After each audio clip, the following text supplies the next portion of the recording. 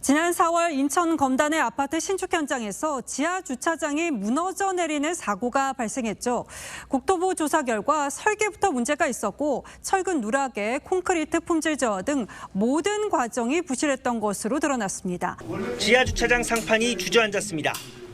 철근은 엿가락처럼 휘었고 콘크리트도 산산조각 났습니다. 지난 4월 말 발생한 인천 검단의 한 신축 아파트 지하 주차장 붕괴 사고 현장입니다. 정부가 조사단을 꾸려 사고 원인을 들여다봤더니 그야말로 엉망진창이었습니다. 지하 1, 2층의 주차장 천장을 떠받치는 32개 기둥에는 모두 철근 보강이 이루어져야 하는데 설계 단계부터 15군데 기둥에 철근 보강이 빠졌습니다. 실제로도 철근 보강이 빠진 구간 전체가 붕괴됐습니다.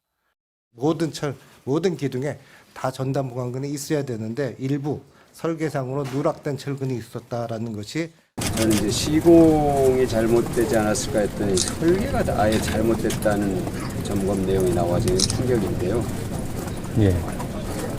이거는 이런 게 있을 수 있나요? 설계 자체가 잘못될 수가 있나요? 이 설계 회사의 역량 부족입니까? 아니면 무슨 문제죠? LH는 설계 단계부터 철근을 빼먹은 전관 업체에 우수업체라며 상까지 준 걸로 드러났습니다. 불량판 기둥 90개 가운데 75개에서 철근이 빠진 경기 오산의 LH 아파트 단지. 이곳은 설계 과정에서 보강 철근에 대한 상세 설계 도면 자체가 없었던 것으로 나타났습니다. 그런데 채널A 취재 결과 이 단지 설계업체는 지난해 4월 LH가 주최한 공공주택 우수설계업체 시상식에서 최우수상을 수상한 것으로 드러났습니다. 시민단체 경제정의실천 시민연합에 따르면 해당 업체는 LH 퇴직자들이 주요 임원을 맡았던 전관업체입니다.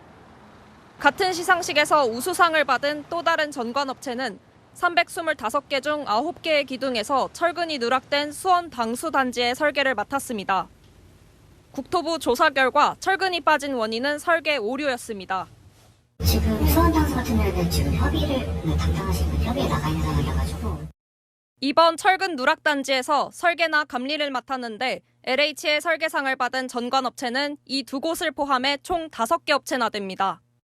여기에 GS건설이 시공을 하는 단계에서는 도면에 있던 철근 보강이 추가로 빠졌습니다.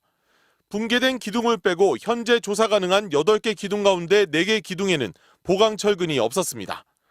감리자 역시 설계의 문제점을 발견하지 못한 채 시공사에 도면을 그대로 넘겨준 것으로 확인됐습니다. 젖을 콘크리트도 문제였습니다. 사고 현장의 콘크리트 강도는 시험 기준값에 크게 못 미쳤지만 누구도 확인하지 못했습니다. 설계와 감리, 시공 등 전 과정이 부실했던 겁니다. LH의 전관 특혜 의혹이 잇따르고 있습니다. 지난 5년 동안 LH가 발주한 감리 사업비 상위 10개 단지의 용역을 따낸 업체들을 찾아봤더니 전부 전관 업체였습니다. 한강변 조망권을 확보해 서울 알짜 부지로 꼽히는 동작구 수방사 부지입니다. LH가 발주한 공공분양 아파트가 지어지는데 지난 6월 1차 사전 청약 때 일반 공급 경쟁률이 645대 1을 기록할 정도로 인기를 끌었습니다.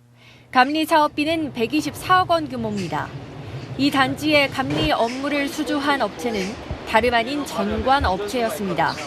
국토교통부에 따르면 이곳을 포함해 최근 5년간 LH가 발주한 사업 중 감리 사업비가 높은 상위 10개 단지 전부 전관 업체가 싹쓸이했습니다.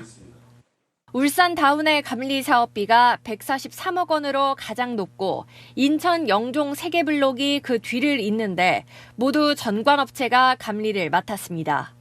부산 문현 주거 환경 개선 사업과 서울 대방 109, 동작구 수방사 109 역시 전관업체가 수주했습니다.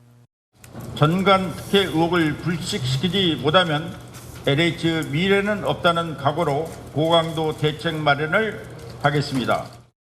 LH는 설계부터 시공까지 전 단계에서 전관이 개입할 수 없도록 업무를 전면 개편하겠다고 밝혔습니다.